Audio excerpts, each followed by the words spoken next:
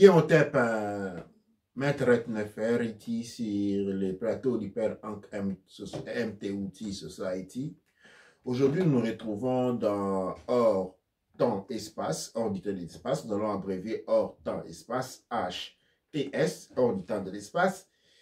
Et nous nous retrouvons ici, comme toujours, dans le dernier jour de la semaine kémétique. La semaine kémétique, la semaine propre à la culture Kouchkabit Congo, commence à pour premier jour à ce qu'on appelle Eru Ra, c'est-à-dire quand Eru est dans Ra. Eru est dans Ra, ça correspond à dimanche.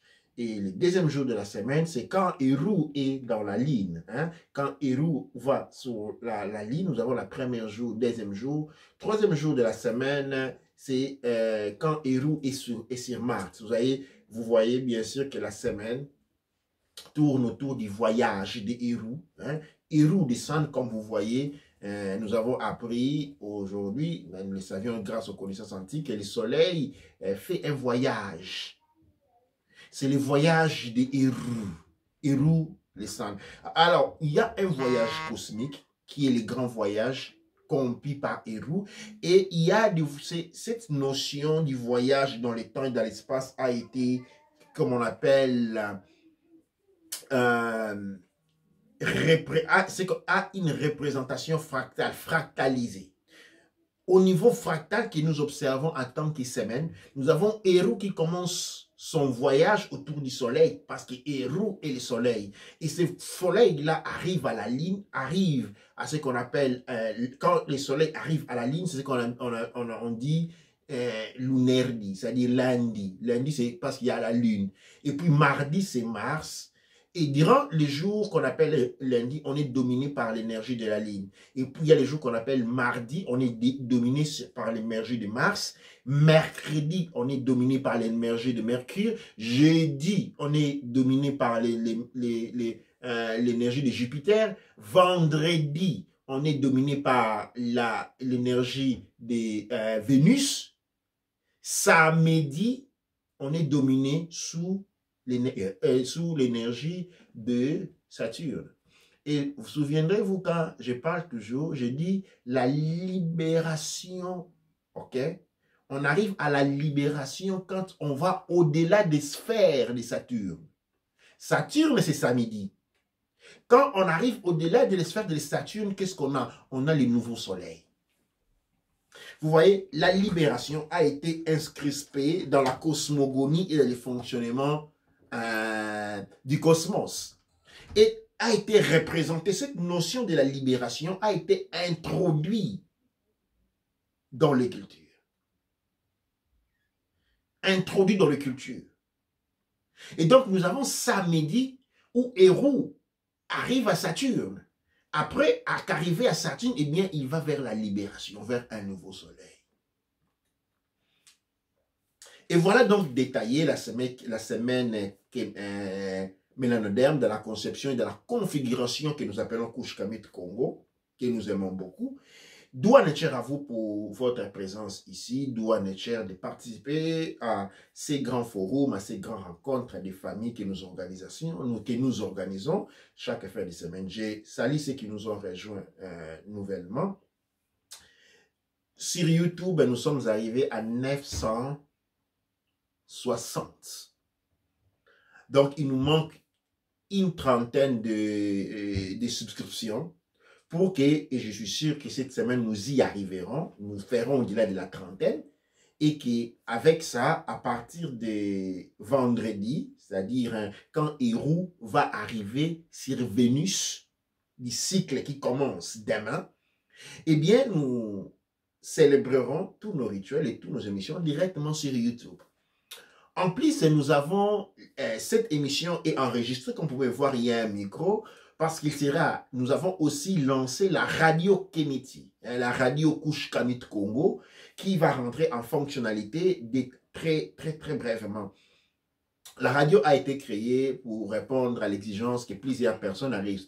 Il n'est pas facile aux personnes de pouvoir, disons, utiliser YouTube, de nous suivre sur YouTube. Et ça coûte cher, et il est lourd, les vidéos sont lourdes. Beaucoup de personnes ont demandé des audios. Et donc, nous aurons déjà, je pense, très bientôt, je vous confirmerai la date en tout cas, la radio Kemetti que vous pouvez écouter et qui ne pèse pas avec les plus de grande quantité de, disons, d'Internet. Ok, la radio passe, on peut les suivre dans les voitures. Si on a l'application internet, disons lecture internet, on peut les suivre sur les téléphones directement et ça ne pèse pas, ça coûte pratiquement rien avoir suivre une radio sur internet directement. On peut les suivre aussi sur les télévisions et ainsi de suite. Il est encore une radio, tout simplement, et nous ne sommes pas à lancer vers la radio-télévision. Nous verrons cela plus tard, mais pour l'instant, l'objectif était celui de répondre aux exigences de ceux qui n'arrivaient pas à nous rejoindre. Et en lançant une plateforme de ces genres, en tout cas, nous assurons une propagation, une diffusion de nos émissions et de notre verbe un peu partout. D'où Abitchiraf. Et j'ai parlé de la radio Kemetti. L'émission de ce jour-lui porte sur la formation. Couche Kamit Congo. À la fin de cette émission, nous allons donner les noms des personnes qui ont suivi une formation au sein du Père Ankem Teouti et qui sont programmés Kaneb, Kaneb-Et, Baneb et Baneb-Et. Il y aura une cérémonie officielle. Aujourd'hui, nous allons juste donner les titres des personnes. Et il y aura une cérémonie officielle qui va être programmée ce soir entre mardi au mercredi, durant la semaine en tout cas, où nous allons voir une cérémonie, ok, une cérémonie d'intronisation. La cérémonie d'intronisation sera précédée par la cérémonie du nom, les rituels du nom. À tous ceux qui n'ont pas les noms Couche Kamit Congo, durant cette cérémonie, disons la cérémonie de la publication ou de la programmation sera précédée par une cérémonie de l'obtention du nom Couche Kamit Congo et de la programmation pour la suite. Bon, aujourd'hui, nous allons donner les noms. Nous allons rentrer dans ce qui regarde la formation, l'encadrement. Un élément important ici, je vais introduire dans cette, avant de commencer ici, et que hier j'étais au téléphone, aujourd'hui avec WhatsApp, on sait se voir avec Malik, un grand Baneb, un grand guerrier, un grand Medjay à Los Angeles, aux États-Unis. Et avec sa vidéo, il sillonnait un peu les alentours du quartier et faisait voir comment la communauté mélanoderme aux États-Unis était organisée. Avec cette émergence du Covid, coronavirus, eh bien, aux États-Unis, nos frères et sœurs mélanodermes se sont organisés de manière à protéger les personnes les plus faibles. C'est-à-dire à protéger, par exemple, le VIH. Les hommes de bon âge, c'est-à-dire entre la vingtaine et la quarantaine, s'organisaient pour vérifier dans les alentours, dans les quartiers, pour voir, hein, comme on dit en anglais chez neighborhood, hein, les neighborhoods, dans les quartiers, dans les domaines, pour s'assurer que tout va bien, que les anciens ne manquent de rien, les aînés ne manquent de rien, qu'ils ont de la nourriture, ils ont de l'eau. Et quand ils n'en avaient pas, eh bien, c'est parmi la communauté qui avait emmagasiné de la nourriture, avait acheté beaucoup de nourriture, eh bien, ils ont ouvert leur magasin à la communauté, de manière qu'ils ont rationalisé cette nourriture-là, spécialement pour les personnes vulnérables, les vieilles personnes et les enfants, et les personnes en difficulté. Eh bien, il y a cette organisation au niveau des G.V. New York, à Los Angeles, où la communauté s'est stabilisée, organisée. Il y a une conscience. Et aujourd'hui, je vois vous dire cela, mes frères et sœurs, spécialement nous qui n'appartenons pas au monde américain, nous avons un retard quand on arrive au niveau de la conscience. Nous avons un retard acquis. Nous ne connaissons pas vraiment la marche panafricaine, la lutte panafricaine, et nous pêchons du manque d'organisation. Et aujourd'hui, dans cette émergence que nous sommes en train de voir avec le coronavirus, la manière dont elle est en train de transformer l'économie mondiale, la manière dont elle va transformer l'économie mondiale va impacter les structures sociales. Alors, l'impact que les coronavirus, les effets des coronavirus vont avoir sur les structures sociales, vont faire si que certaines sociétés risquent de disparaître. En fait, c'est hier que j'ai lu dans un journal italien que le président de la République Mattarella, disait que si l'Union européenne n'intervenait pas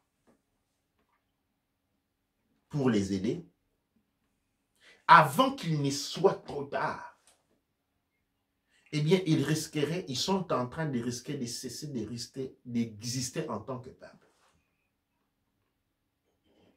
Si l'Union européenne n'intervenait pas à temps dans le malheur qui est en train de les frapper, eh bien, l'Italie risque de ne plus exister comme peuple dans un futur très, très proche.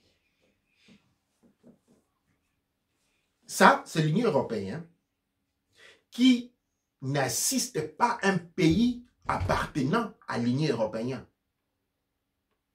Mais l'Union européenne déjà n'a pas assisté, n'est pas en train d'assister certains pays de l'Europe de l'Ouest, où nous avons dit dans les derniers jours que la solidarité européenne est un conte de feu. En fait, la plupart, comme l'Italie, ils ont reçu de l'aide du Cuba et de la Chine.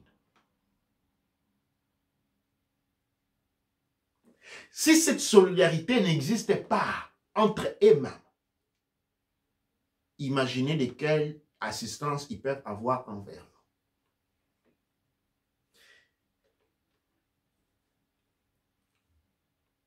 Il y a une restructuration de la société. Effondrement de tout système. Nous allons vers une société où le travail n'existera plus. Les travail étant disparu, eh bien, les droits sociaux, les droits humains vont disparaître ainsi aussi. Et les groupes forts, l'affirmation d'une identité va déterminer les grades de la survie. La coexistence sociale, les dynamismes et modalités coercitives intercommunautaires détermineront les facteurs de survie. Et si je dois faire une triangulation de ces éléments-là, en tant qu'Africain, si je dois faire une triangulation de ces éléments-là, c'est-à-dire les mentalités, les comportements, les instruments nécessaires à une survie, eh bien, je suis dans la tristesse de constater que si je suis dans la lourdeur et dans la tristesse de constater que, en fait, les peuples mélanodermes non noirs américains, nous sommes des candidats numéro 1 à l'extinction. Parce que, nous n'avons pas de mesures solidaires. 2, nous sommes méchants les uns des autres. 3, égoïsme au-delà de toute conception. Pas d'amour de nous-mêmes. Assistentialité, 0. Assistentialité, 0. Le seul moment où on voit les Africains assister quelqu'un, c'est quand il est mort. Quand on lui achète un cercueil et l'embiller pour qu'on aille l'enterrer dans les cimetières que nous appelons aujourd'hui l'Afrique. Parce que nous nous comportons envers l'Afrique comme si elle n'était qu'un cimetière.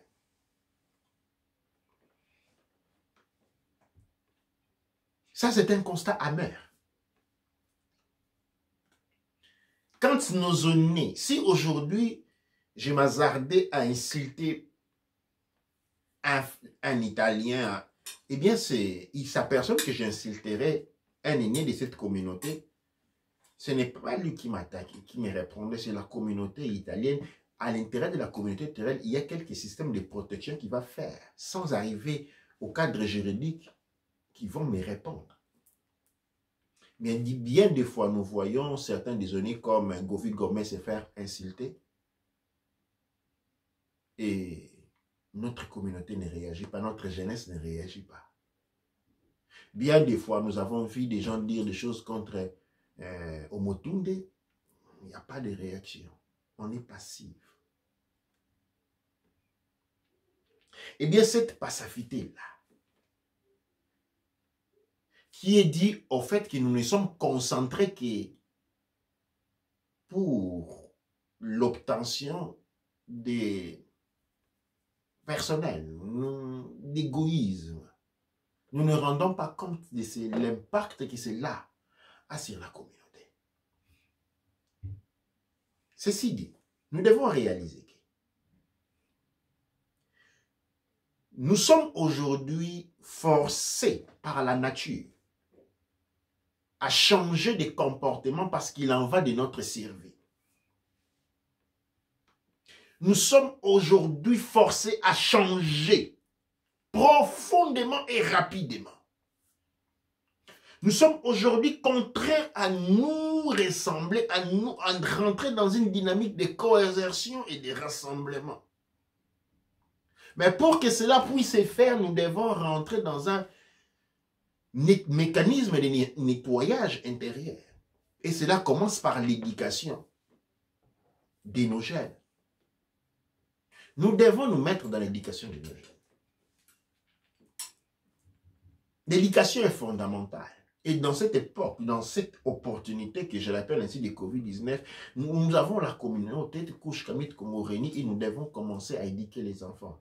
De ne pas les laisser devant la télévision et les jeux électroniques. Ça, c'est quelque chose que je dénote qui me fait beaucoup mal. Chaque fois que j'ai visité, très peu de cas je visite les gens, chaque fois que je visite dans les maisons des mélanodermes, je trouve toujours les enfants qui ne te salissent même pas. Tu vas rentrer dans cette maison, tu vas y rester pendant 4 heures du temps et les enfants, ils sont assis juste à côté de toi avec leur téléphone et les jeux électroniques entre les mains.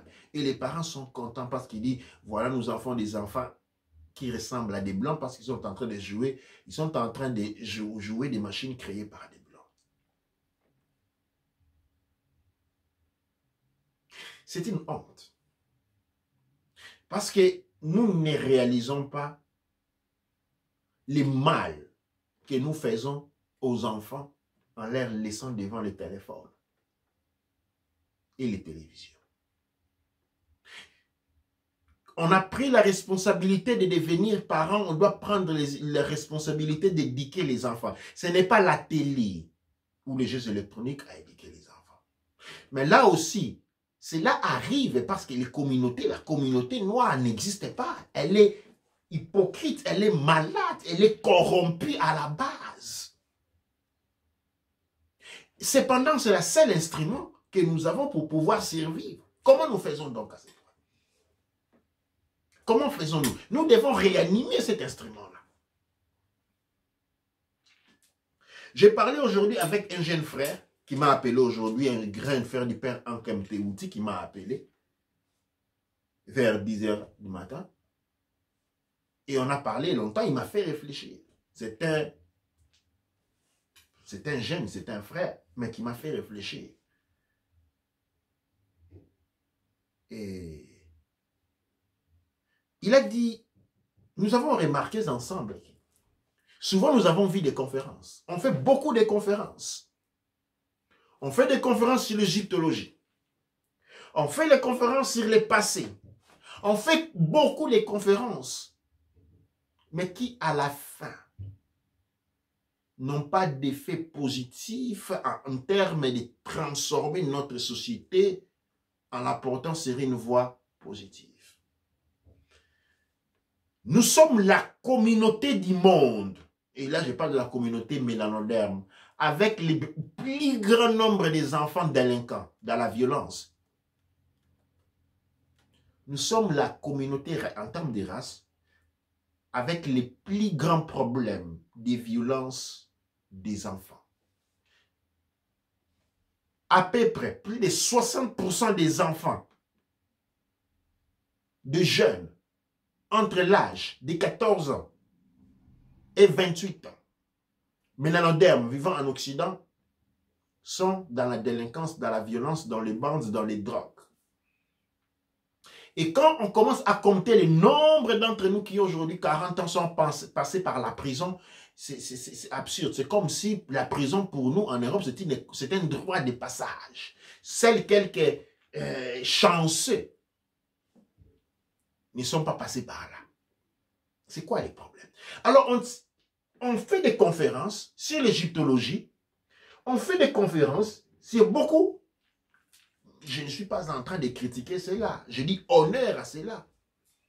Honneur à cela parce que c'est grâce aux conférences qu'a fait notre savant Govi Gomez que nous apprenons beaucoup de choses.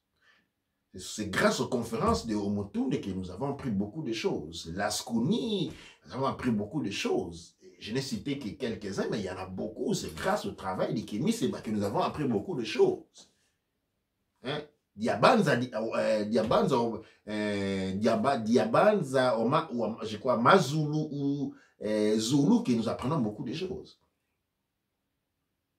Mais ce que je suis en train de noter ici, nous devons commencer où je pense que à partir de ces mois ici, parce que nous sommes dans l'année de Marcus Garvey, nous allons lancer, vu que nous sommes en quarantaine, je me suis muni de la plateforme Zoom et nous allons commencer à organiser des conférences qui ont pour but de poser les problèmes que nous affrontons sur les terrains.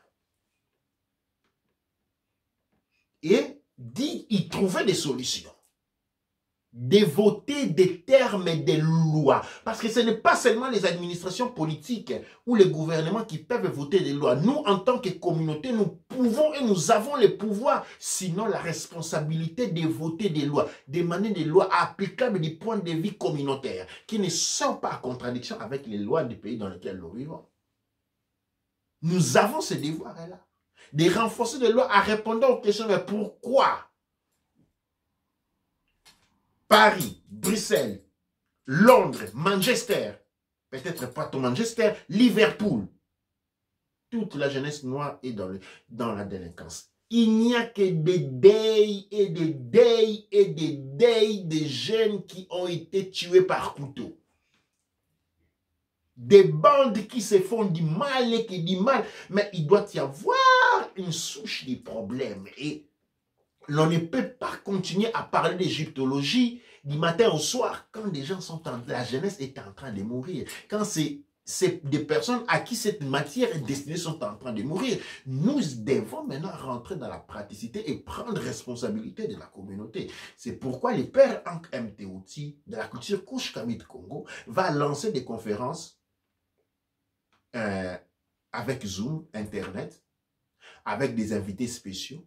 Comme nous allons essayer de contacter des grandes personnalités comme Lasconi, qu'il s'agisse de Lasconi ou des savants Govi Gomez ou des Omotunde, Jean-Philippe, pour répondre à ces questions-là.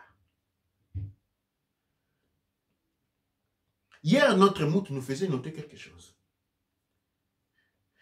Il y a une des raisons pour lesquelles aux États-Unis, les Noirs sont si fermes, c'est parce qu'ils ont les pieds fermes sur terre. Vous savez, dans les arts martiaux, pour vous, nombreux de vous comme moi qui sont les amants des arts martiaux, vous savez que quand vous êtes attaqué, ou quand pour faire une action, vous devez fléchir les genoux. Quand vous fléchissez les genoux, ça signifie vous enraciner dans la terre. En vous fléchissant, quand vous fléchissez les genoux, c'est-à-dire vous puisez l'énergie de la terre et vous êtes soutenu par la terre. Et quand quelqu'un vient vous balayer, eh bien vous ne partez pas. Vous avez la possibilité de défense et de contre-attaque. Mais si vous êtes en position civile, c'est-à-dire debout, relax, et que l'on vous balaye par une coup de pied, vous sautez avec les deux jambes, parce que les genoux ne sont pas fléchis. L'observation que faisait Moutz Mbikoudi était que pendant que la communauté mélanodème aux États-Unis a conçoivent les États-Unis comme leur maison, leur terre. Ils ne se sentent pas étrangers. Ok? Ils ont des liens physiques. Ça dit, ça c'est notre territoire. Ça c'est à nous. Ok? En Europe, la situation est diverse. En fait, en Europe, les mélanodermes ne sont qu'une congrégation de nomades, sans aucun lien avec une terre. Eh bien, ça c'est un problème qui doit être résolu parce que sans racines dans la terre, ok, eh bien, on n'a pas de stabilité. Et sans stabilité, c'est difficile, voire impossible de se dénouer.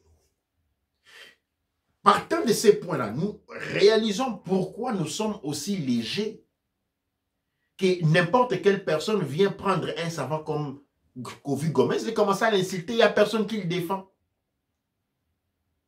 Et le point est ceci. Si quelqu'un peut te battre dehors de chez toi, il peut te battre partout. Et vu que nous nous faisons battre en Europe, eh bien en Afrique, il n'y a pas de raison d'être battu. Tu vas discuter avec l'Occidentaux ou parce qu'il dit déjà je te bats chez moi, je vais te battre aussi chez toi. Je vais te battre aussi chez toi.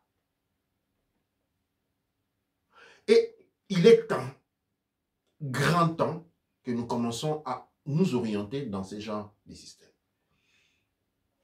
C'est pourquoi ici, j'ai parlé avec mon frère ce matin, nous avons pensé à la défense. Nous avons pensé à instituer ce que nous allons appeler Union militaire Couche-Kabit-Congo pour la défense et l'ordre de la MAAT. C'est-à-dire nous avons besoin d'organiser une défense militaire. Par militaire, j'entends stratégique. Par militaire, je n'entends pas offensive. Nous devons être en mesure de défendre notre communauté. Pourquoi? Parce qu'il est aujourd'hui essentiel, car il est un instrument qui garantit notre survie, notre capacité d'auto-organisation. C'est ainsi que durant cette semaine même, à un point, nous allons lancer, et là je lance déjà cet appel-là, aux jeunes d'adhérer. Nous devons avoir un élément de défense. Et cette armée, comme je l'ai appelée ici, IMKKKK, c'est-à-dire Union militaire Couche-Kabit-Congo, c'est UMKKKK, KKK ou KKK, c'est-à-dire Union militaire Couche-Kabit-Congo, elle est universelle et elle veut avoir des membres partout. Tout jeune, hommes et femmes, entre l'âge de 18 ans à 60 ans. Entre l'âge de 18 ans à 60 ans, peut adhérer. Nous allons donner les informations d'adhésion. Pourquoi je vais justifier? Je veux que nous comprenions très bien. Parce que si vous prenez le temps d'enlever, de vous laver les visages, les yeux, vous allez vous rendre compte de quelle situation nous nous trouvons aujourd'hui. Aux États-Unis, il y a les Black Panthers qui, effectivement, ne vous laissez pas corrompre par ceux qui vous disent qu'il a été bâti par l'FBI. Absolument pas. Et qui s'occupent de la défense populaire. Avec différentes factions. En Afrique, nous n'avons rien de cela. Les gouvernements que nous avons sont des gouvernements coloniaux. Et ce qui fait que les armées et les polices que nous avons ne sont pas là pour nous défendre, mais sont là pour nous obliger. Ce qui nous met dans la situation en répondant à une prérogative divine de la MAAT, la capacité de gestion et de défense représentée par la divinité Sekhmet, de nous organiser, de créer une militance qui a pour finalité de pouvoir défendre le peuple Couche-Kabit-Congo, de tuteler les anciens, de protéger les femmes et les enfants partout où ils se trouvent dans le monde. Notre objectif est celui de protéger les mélanodermes, les couches sensibles, les hommes, disons les anciens, les femmes et les enfants, partout où ils se trouvent dans le monde. C'est pourquoi je lance cette initiative de recrutement. Dans un premier temps. Dans un deuxième temps, nous allons maintenant organiser cela en départements, en instituant des commandants et des zones d'entraînement. Et donc là, je dis tous ces gens qui ont des licences, par exemple, ce sont des instructeurs d'arts martiaux. Nous voulons ces gens-là. S'ils comprennent et apprécient l'effort, tout comme le langage que nous sommes en train d'appliquer. Nous devons être en mesure de nous défendre, ou du moins, pointer cela. C'est le grand travail qui avait été initié par Malcolm X et que nous sommes en train de finir maintenant. Malcolm X avait réalisé que la puissance était importante parce que les colons ne croient pas, nous dit George Padmore, au droit, disons, à la force de la loi. Les colons ne croient pas à la force de la loi. Les prédateurs, l'invadeur, les sodomiseurs ne croient pas à la force des droits, mais croient au droit des forces. Et par conséquent, en raison de cette thématique, il est essentiel que quand nous sommes mis dans la situation de devoir nous défendre, nous soyons en mesure de le faire. Que nous soyons en mesure de le faire. Et donc, nous avons besoin, ce que j'appelle l'union militaire, Kouchkamit Congo, dispersée partout dans le monde. Nous devons nous organiser. À tous ces gens qui sont dans les bandes, vous avez une raison. Au lieu de vous entretuer. En vous entretuant, vous pensez peut-être être fort, mais non. L'effort, c'est l'ennemi qui gagne du fait que vous êtes mort, vous vous tuez entre vous, et lui, après, il a une majorité sur place. Ceux qui sont dans les bandes, ceux qui sont dans les ventes de la drogue, vous avez une opportunité de rentrer dans une organisation paramilitaire, Union militaire Kouchkamit Congo, de manière à ce que vos aptitudes militaires acquises de manière instinctive, par formation militaire des fois, à être utiles dans le but de l'émancipation raciale, de l'émancipation de votre peuple. Parce que le but divin de tout homme sur terre est celui d'émanciper sa race et sa postérité, comme le l'enseigne le Messie Marcus Garvey. Et nous sommes dans l'année 133, de l'année de la prophétie de Marcus Garvey. Et ce que je suis en train de dire ici, ce que je suis en train d'organiser, va en droit avec la prophétie. La prophétie, pour être réalisée, doit être renforcée, implémentée par les hommes et les femmes. Par les femmes et les hommes, parce que qui procède la poule ou l'œuf. Par les femmes, parce que les femmes sont premières, et les hommes qui ont été préparés à manifester la prophétie. Les prophéties ne se réalisent pas tout seuls. Et nous avons l'année de la libération. Nous sommes dans l'année de la libération. Et nous ne pouvons pas attendre cette libération. Nous devons nous actionner. Nous devons être là dehors pour réaliser cette libération. J'ai dit deux choses. L'Union militaire Kouchkamit Congo et les conférences que nous allons organiser à partir de ce mois ici, qui auront pour objectif résoudre les problèmes que nous avons tous les jours. Inutile penser que nous devons aller en Afrique résoudre les problèmes dont nous n'avons jamais été à même de résoudre sur les territoires où nous vivons ici, dans ce que nous appelons la diaspora. Comment voulez-vous être à mesure d'aller quelque part d'autre, aller résoudre un problème pour lequel tu fais échec à résoudre là où même tu es.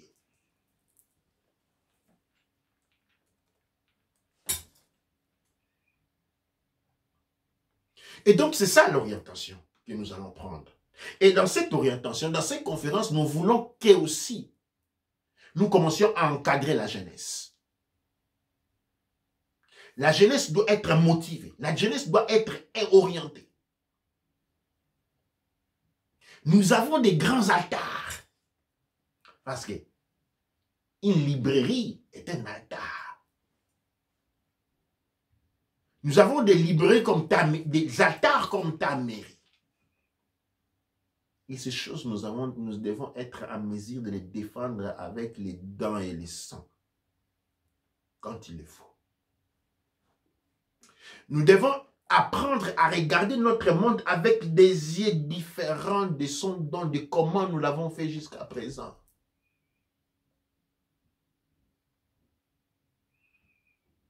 Pourquoi? Eh bien, ce sont les conditions que vous devez remplir pour survivre. Sinon, non.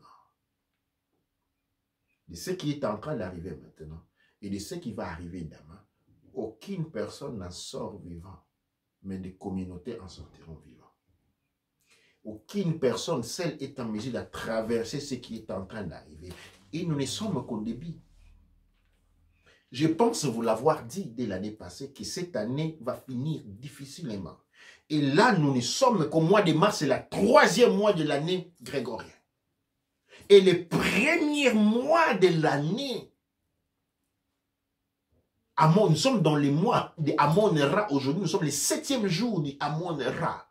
Et nous avons 12 cycles à passer. Considérez que nous sommes dans les premiers mois, nous avons dans les 133e année. Il nous manque 12 cycles à finir.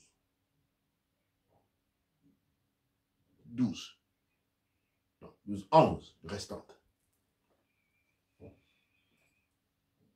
D'un côté, on dit que c'est dramatique. De l'autre côté, nous avons des grandes opportunités. Des très très grandes opportunités. Celui de nous organiser. Et le père Ankh MTouti Society lance la première direction. Dans un premier lieu, nous avons institué un grand nombre d'instituteurs, les CANEB.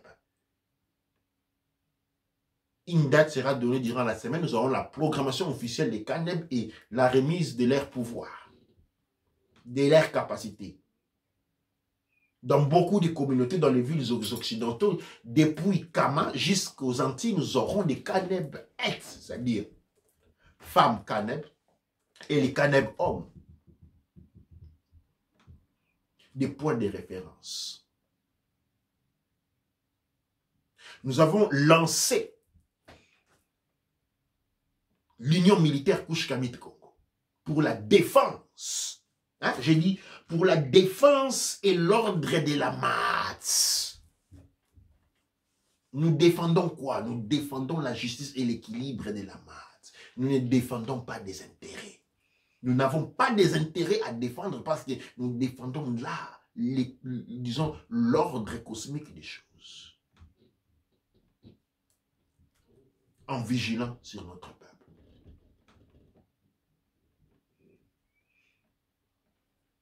L'éducation des enfants. Eh bien, les CANEB qui vont naître et les BANEB qui vont naître auront un grand rôle de celui de conduire les enfants. C'est ainsi que les écoles étant fermées. Parce qu'avant, c'était quoi l'école? Non, les enfants vont aller à l'école occidentale obligatoire pour vous. Maintenant, vous n'avez plus cette excuse-là. Maintenant, vous n'avez plus cette excuse-là. Maintenant, vous pouvez inscrire vos enfants à l'école online que le père Ankh MTouti va organiser. Une chose. Vous avez la possibilité que les enfants viennent étudier l'école culturelle. Mais vous-même, vous devez aussi être éduqué culturellement, je vous le dis, parce que si vous pensez être éduqué, vous ne pouvez pas être aussi loin de la vérité.